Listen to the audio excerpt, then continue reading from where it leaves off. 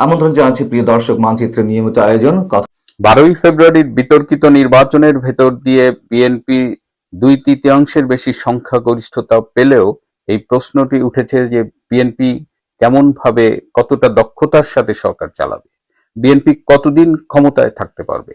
আজকে এটি নিয়ে আলাপ করব, শেষ পর্যন্ত সাথে থাকুন। আসসালামু আলাইকুম এবং আদাব। এই আলোচনাটা চলছে এ কারণেই যে বিএনপির তারেক রহমান দীর্ঘদিন দেশের বাইরে ছিলেন, দেশ পরিচালনায় তেমন অভিজ্ঞতাও তার নেই।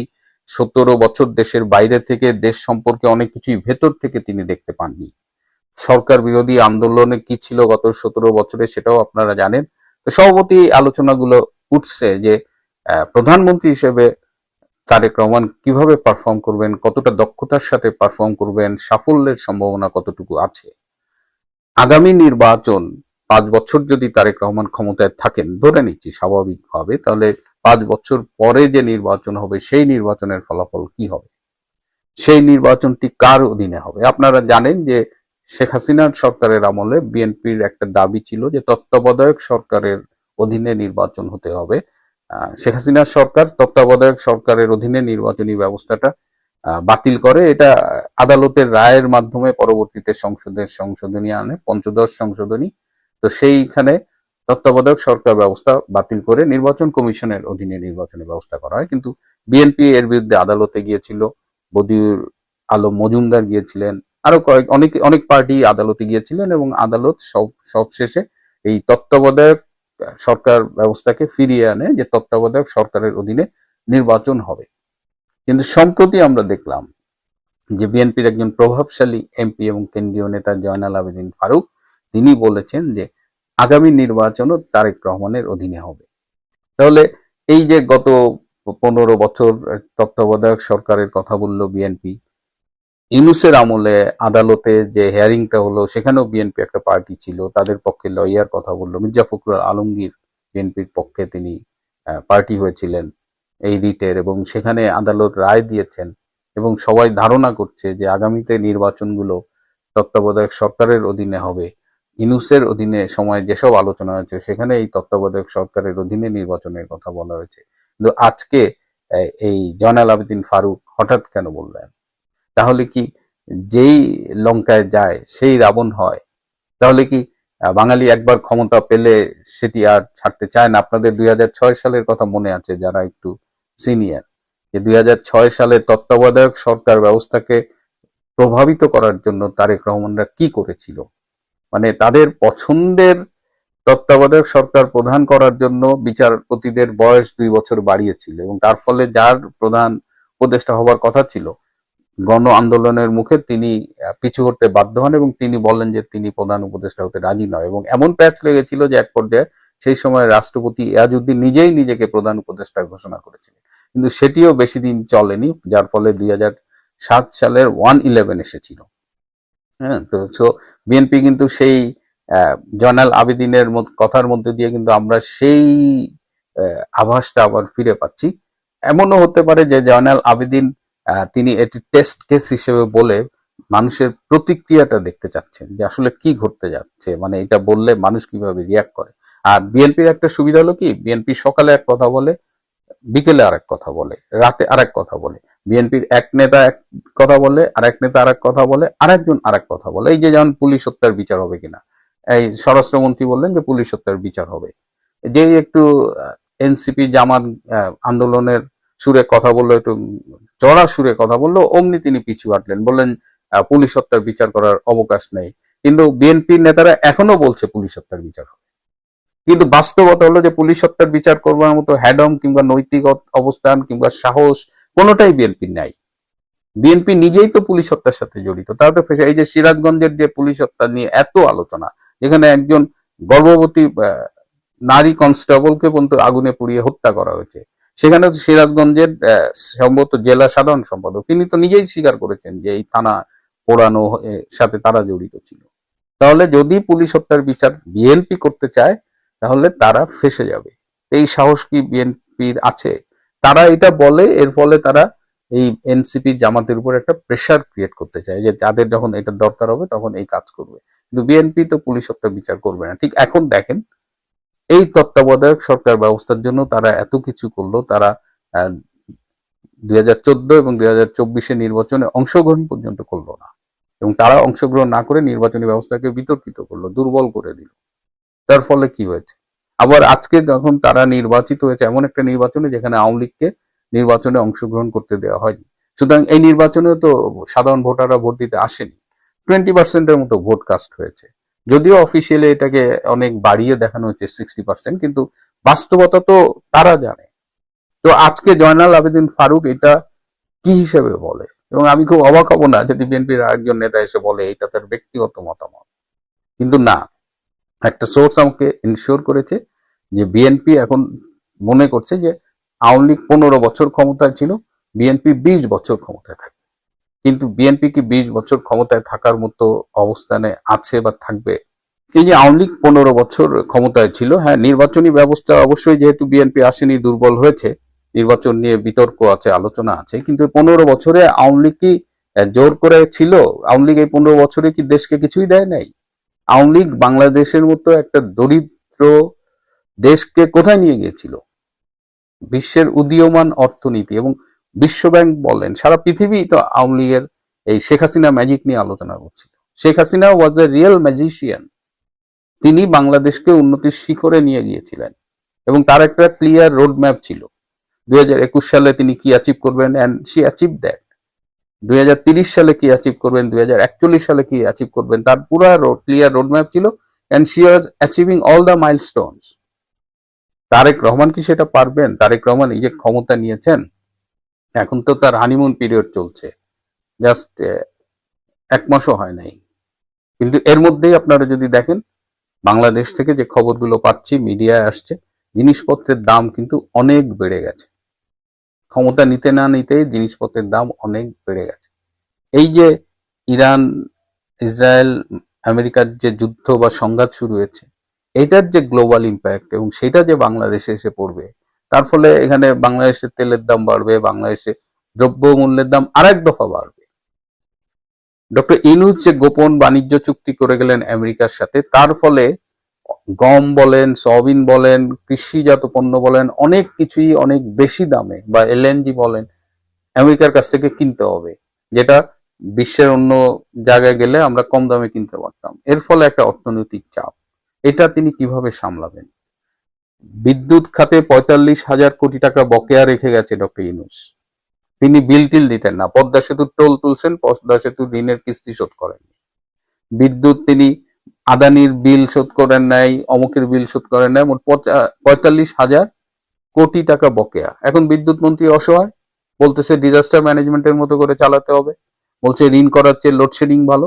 অর্থাৎ শেখ হাসিনা যে সারা দেশে বিদ্যুৎ নিয়ে এসেছিলেন, সারা দেশকে বিদ্যুতের আন্ডারে নিয়ে এসেছিলেন, বৈদ্যুতিক সাপ্লাইয়ের আন্ডারে, এবং সেখানে লোডশেডিং প্রায় ছিল না বলা যায়, সেই জায়গায় এখন এই যে আসতেছে সামনে এপ্রিল মাস থেকে গরম শুরু হচ্ছে, লোডশেডিং কাকে বলে দেখেন। তো জন অসন্তোষ বাড়িয়ে 20 বছর ক্ষমতায় থাকবেন, এই তত্ত্বাবধায়ক সরকার ব্যবস্থাতে আপনি যাবেন না, নির্বাচনী ব্যবস্থা ম্যানিপুলেট করে আপনি 20 বছর ক্ষমতায় থাকবেন, এটা যদি বিএনপি মনে করে থাকে, আমার মনে হয় যে এই ভাবনায় একটা বড় রকমের গলদ আছে। তারেক রহমানের সামনে হিউজ চ্যালেঞ্জেস, এবং সেই চ্যালেঞ্জ, তারা তো হঠাৎ করেই ক্ষমতায় আসছে, তাদের কতটা প্রস্তুতি ছিল আমি জানি না। ষড়যন্ত্র করে ক্ষমতায় আসা এক জিনিস, আর ক্ষমতায় বসে দেশ চালানো এক জিনিস, এবং যখন প্রতি মুহূর্তে আপনাকে তুলনা করা হবে শেখ হাসিনার সাফল্যের সাথে।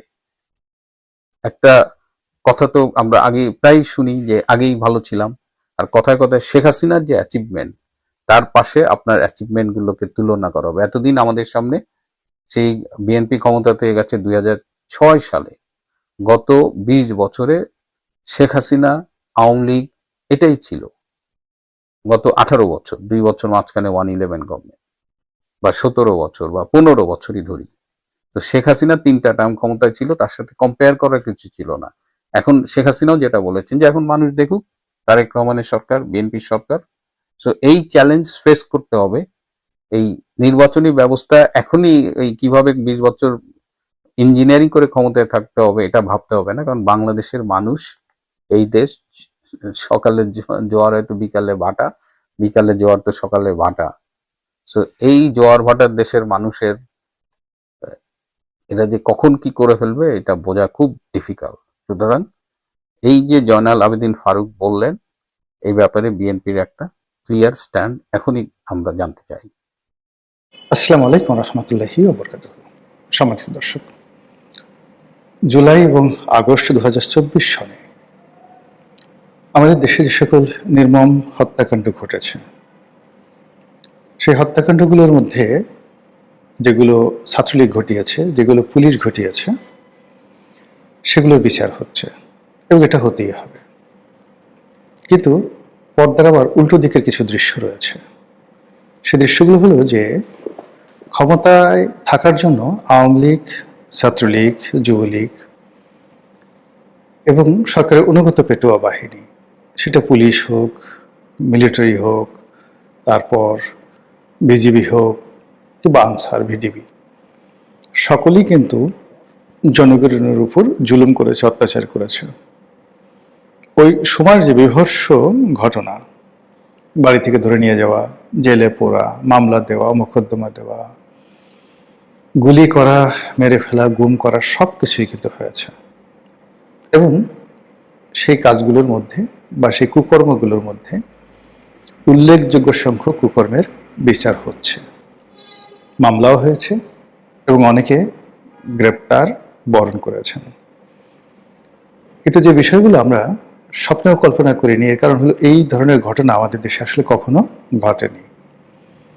আমাদের দেশে অতীতে সরকারের বিরুদ্ধে সশস্ত্র যুদ্ধ হয়েছে, বিপ্লব হয়েছে, বিপ্লব করার চেষ্টা করা হয়েছে। বঙ্গবন্ধু জামানাতে জাসদ, তারপর পূর্ব বাংলার সর্বহারা পার্টি সহ আরও দেশের দক্ষিণ পশ্চিমাঞ্চলে অনেকগুলো যে বামপন্থী সংগঠন, অনেকটা নকশাল আদলের সংগঠন, তারা মূলত এরকমভাবে অস্ত্র হাতে ঘোরাফেরা করত এবং মানুষকে হত্যা করত সরকারকে বিপদে ফেলার জন্য। কিন্তু মানে সরকার পরিবর্তন করার জন্য না, একটা নতুন বিপ্লব করার জন্য কিংবা সরকারকে নাস্তানাবুদ করার জন্য তারা একটা বিপ্লবের একটা ছক তারা করত, যেটিকে নকশাল আন্দোলনের সমপর্যায়ের আন্দোলন মনে করা হতো। তো এটি জিয়াউর রহমানের জমানা পর্যন্ত অব্যাহত ছিল, আর এরশাদের জমানাতে এসে ধীরে ধীরে কমতে থাকে এবং 91 সন থেকে রীতিমতো একেবারে জিরোতে চলে যায়। তা আমরা সেই সময় সশস্ত্র আন্দোলন দেখেছি। এই বাংলাদেশে একজন একটা দূতাবাসে হামলা হয়েছে, একজন রাষ্ট্রদূতকে উঠিয়ে নেওয়া যাওয়া হয়েছে জাসদের নেতৃত্বে। এই বাংলাদেশে একেবারে স্বরাষ্ট্রমন্ত্রীর বাসভবন ঘেরাও করে সেখানে আক্রমণ চালানো হয়েছে। এই ঘটনা বাংলাদেশে ঘটেছে। তারপর সামগ্রিক যে বিপ্লব, অভ্যুত্থান, পাল্টা অভ্যুত্থান, এ তো কত যে ঘটেছে প্রকাশ্যে অপ্রকাশ্যে তার কোনো ইয়াত্তা নেই। আমাদের দেশে আনসার বিদ্রোহ হয়েছে। তারপর সেই সচিবালয়ের যারা কর্মকর্তা কর্মচারী, তারা সচিবালয় থেকে সদল বলে বের হয়ে এসে গণজাগরণ মঞ্চ করেছে। এত বিস্তৃত বললাম এই কারণে যে আন্দোলন কত প্রকার এবং কি কি বাঙালি জাতি এই স্বাধীনতার পরে 71 থেকে আজ অবধি বহুবার বিভিন্ন ফর্মে তারা দেখেছে। কিন্তু 2024-এর জুলাই আগস্ট মাসে পর্দার একদিকে যা হয়েছে, এত বিভৎস ঘটনা আমাদের রাষ্ট্রশক্তি কখনো ঘটায়নি, সরকারি দল কখনো ঘটায়নি।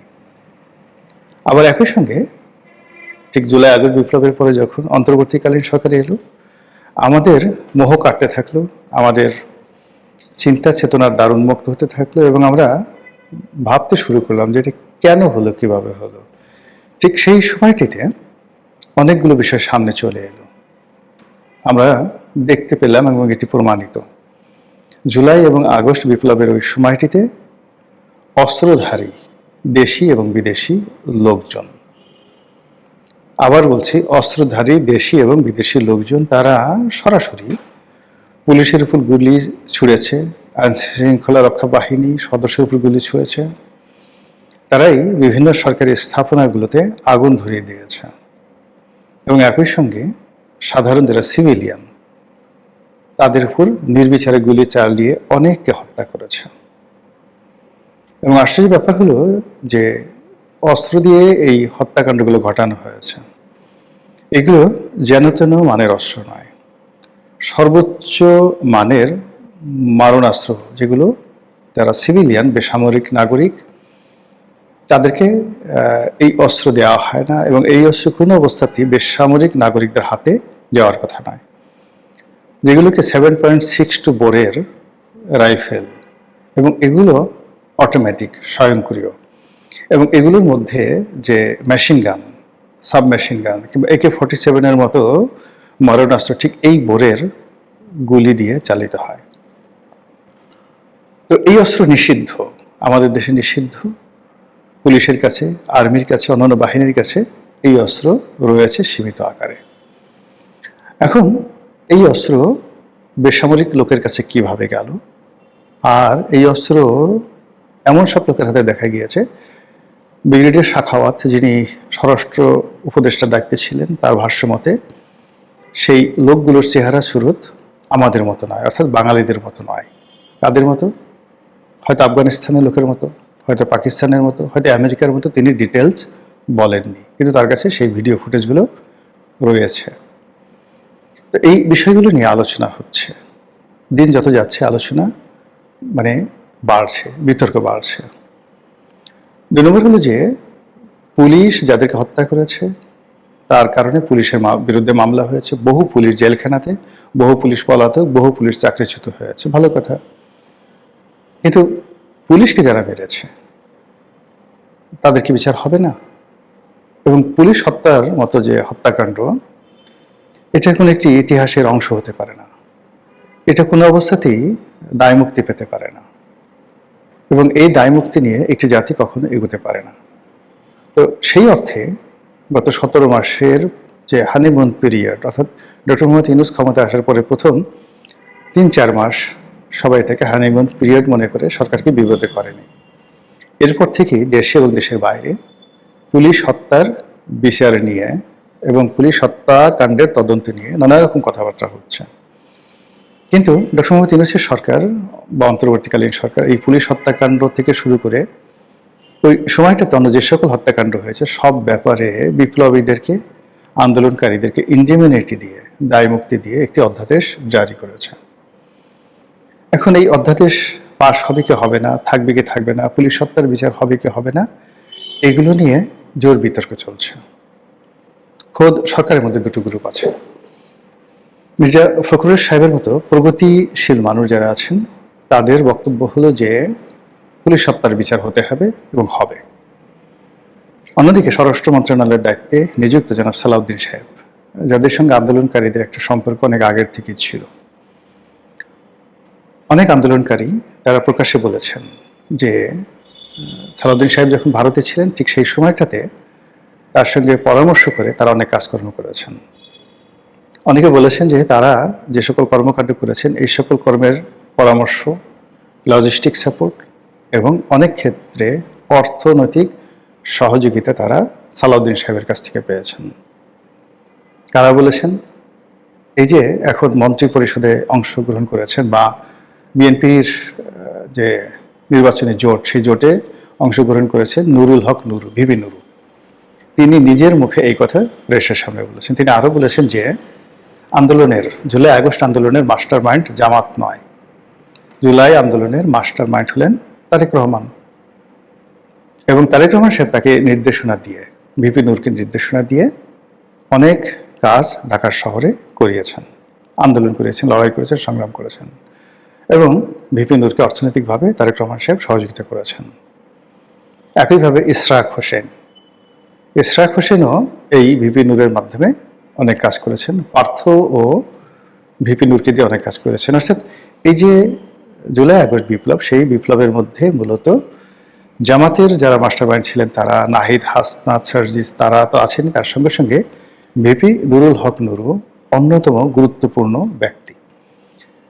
তার নিজের বক্তব্য অনুযায়ী তারেক রহমান সাহেব, ইশরাক হোসেন, সালাউদ্দিন সাহেব তারা এই শহরের আন্দোলন, লড়াই, সংগ্রামের ব্যাপারে দিক নির্দেশনা, অর্থনৈতিক সাহায্য এবং অন্যান্য ব্যাপারে লজিস্টিক সাপোর্ট নুরুল হক নুরুকে দিয়েছেন। এই কারণে নুরুল হক নুরু সরকারের খুবই গুরুত্বপূর্ণ একজন মন্ত্রী হিসেবে দায়িত্ব গ্রহণ করেছেন। ওই সময়টিতে হয়তো ববি হাজ্জাজ, হয়তো ওই সময়টিতে জোনায়েদ সাকি তারাও গুরুত্বপূর্ণ দায়িত্ব পালন করেছেন। ওই সময়টাতে হয়তো ডক্টর জাহিদ, এখন যিনি উপদেষ্টা রূপে অংশগ্রহণ করেছেন, তারাও গুরুত্বপূর্ণ দায়িত্ব পালন করেছেন। এখন সমস্যা হলো যে যখন ক্রেডিট নেওয়ার দরকার ছিল তখন সবাই বলছে যে আমরা করেছি, আমরা মাস্টার মাইন্ড, আমরা বিপ্লব করেছি। কিন্তু যখনই পুলিশ হত্যার বিষয় আসছে এবং ওই সময়টা তারও যে সকল বেসামরিক নাগরিকদের হতাহতের ঘটনা সামনে আসছে, তখন আর এখন কেউ সামনে ক্রেডিট নিতে আসছে না, সবাই যে যার মতো করে ছিটকে পড়ছে। কিন্তু যারা সত্যিকার অর্থে বিপ্লবী, ফ্রন্টিয়ার লাইনে ছিলেন এবং গত 17 মাস সরকার পরিচালনা করছেন, সেই হাসনাত, সার্জিস, মাহফুজ যারা আছেন, তাদের মধ্যে কিন্তু আতঙ্ক ছড়িয়ে পড়েছে। একটা বিষয় স্পষ্ট যে যদি আপনি পুলিশকে অ্যাক্টিভেট করতে চান, রাষ্ট্রকে স্বচ্ছ করতে চান এবং জুলাই আগস্ট বিপ্লবের যে সত্যিকার স্পিরিট এটিকে আফোর্ড করতে চান, তুলে ধরতে চান, তাহলে অবশ্যই পুলিশ হত্যাকাণ্ডের বিচার আপনাকে করতে হবে নিরপেক্ষভাবে, নির্ভুলভাবে, সুষ্ঠুভাবে। তা না হলে এটি ক্ষত থেকে যাবে, অমীমাংসিত থাকলে সরকারের জন্য দুর্নাম বদনাম ডেকে আনবে এবং এই ধরনের ঘটনা আগামীতে বহুবার ঘটবে। আর যখন পুলিশ দেখবে যে তাদেরকে মারা যায়, তাদেরকে হত্যা করা যায়, আর সে সকল হত্যাকাণ্ডের বিচার হয় না, তদন্ত হয় না, তখন আপনি কোনো অবস্থাতে আপনার প্রয়োজনে, রাষ্ট্রের প্রয়োজনে পুলিশকে ব্যবহার করতে পারবেন না। তো সেক্ষেত্রে টুডে অর টুমরো এই বিচারটা হতে হবে। যদি যেহেতু এখানে জুলাই আগস্ট বিপ্লবের মাস্টার মাইন্ড নিয়ে জামাতের সঙ্গে, এনসিপির সঙ্গে, বিএনপির সঙ্গে অতীতে টানাটানি হয়েছে, যেহেতু এখানে স্বয়ং সালাউদ্দিন সাহেবের নাম আসছে, তারেক রহমান সাহেবের নাম আসছে, এরশাকের নাম আসছে, আর অনেকে নাম আসছে, পার্থর নাম আসছে, আবার অন্যদিকে ডক্টর মোহাম্মদ ইউনূসের নামও আসছে। তো এই বিষয়গুলো আসলে ধামাচাপা দেওয়া যাবে না। বিএনপির জন্য সবচেয়ে নিরাপদ হবে, যেহেতু তারা ক্ষমতায় আছে, তারা যদি এই হত্যাকাণ্ডের বিচারটা সুষ্ঠুভাবে করে, এমনকি তার নিজের দলের যারা লোকজন আছে, যদি কেউ এর সঙ্গে জড়িত থাকে, তাদেরকে যদি শাস্তি দেওয়া হয় এবং এই কাজগুলো সম্মিলিতভাবে কেউ এককভাবে করতে পারেনি, এই কাজ যারা করেছে তারা বিচ্ছিন্নভাবে